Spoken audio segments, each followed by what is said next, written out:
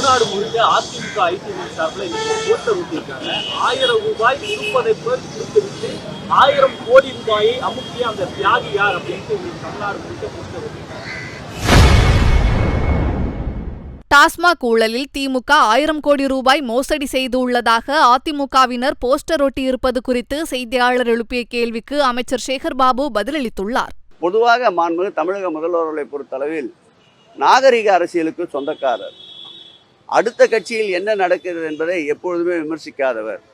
நாங்கள் கூட்டணியில் பலமோடு இருக்கின்றோம், மக்கள் எங்களோடு கூட்டணி வைத்திருக்கின்றார்கள். அந்த வகையிலே 2026 தேர்தலை நோக்கி எங்கள் காய்கள் நகர்ந்து கொண்டிருக்கின்றன. மற்ற பிரச்சனைகளை பற்றி, மக்களுடைய பிரச்சனைகளை பற்றி கவலைப்படுகின்ற இயக்கம் தான் திராவிட முன்னேற்ற கழகமே தவிர மற்ற இயக்கங்களில் நடக்கின்ற பிரச்சனைகளை பற்றி எப்பொழுதுமே எங்கள் முதல்வர் கவலைப்பட்டதில்லை. நாடு ஜனநாயக நாடாக இருக்க வேண்டும், பொருளாதாரத்தில் வளர்ச்சி அடைகின்ற நாடாக இருக்க வேண்டும், மக்களின் தேவைகளை நிறைவேற்றுகின்ற நாடாக இருக்க வேண்டும், கல்வியில் சிறந்த நாடாக இருக்க வேண்டும், அமைதி பூங்காவாக இருக்க வேண்டும், ஜாதி மத மோதல்கள் தவிர்க்கப்பட்டு அவரவர்கள் விரும்புகின்ற இறை வழிபாடை சுதந்திரமாக நடத்துவதற்குண்டான சுதந்திர காற்றை சுவாசிக்கின்ற மாநிலமாக இந்த மாநிலங்களை மாற்ற வேண்டும் என்ற கொள்கையோடு எங்கள் முதல்வர் பயணித்துக் கொண்டிருக்கின்றார்.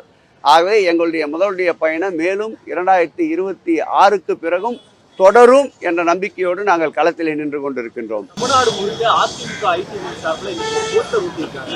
1000 ரூபாய் கொடுப்பதை போல் கொடுத்துவிட்டு 1000 கோடி ரூபாயை அமுக்கிய அந்த தியாகி யார் அப்படின்ட்டு தமிழ்நாடு முழுக்க போஸ்டர் ஒட்டியிருக்காங்க. போஸ்டர் ஒட்டியவர்கள் தான் இது குறித்து விளக்கங்கள் கேட்க வேண்டும். ஏதாவது நாட்டிலே இது போன்று அவதூறான பிரச்சாரங்களை பரப்பி அதன் வாயிலாக சட்டம் ஒழுங்கு கெடுமா என்று எதிர்பார்க்கிறார்கள். சட்டம் ஒழுங்கை ஸ்காட்லாந்து யார்டுக்கு இணையான இந்த காவல்துறையை இயக்குகின்ற தீர்க்கதரிசி, ஆற்றல் மிக்க அன்பிற்கினிய திராவிட முன்னேற்ற கழக தலைவர் தளபதி இருக்கின்ற வரையில் இது போன்ற அவதூறுகள், இது போன்ற பிரச்சனைகளால் எந்த விதமான சட்டம் ஒழுங்கும் பாதிக்கப்படாமல் தமிழகத்தை அமைதி பூங்காவாக அழைத்து செல்வார்.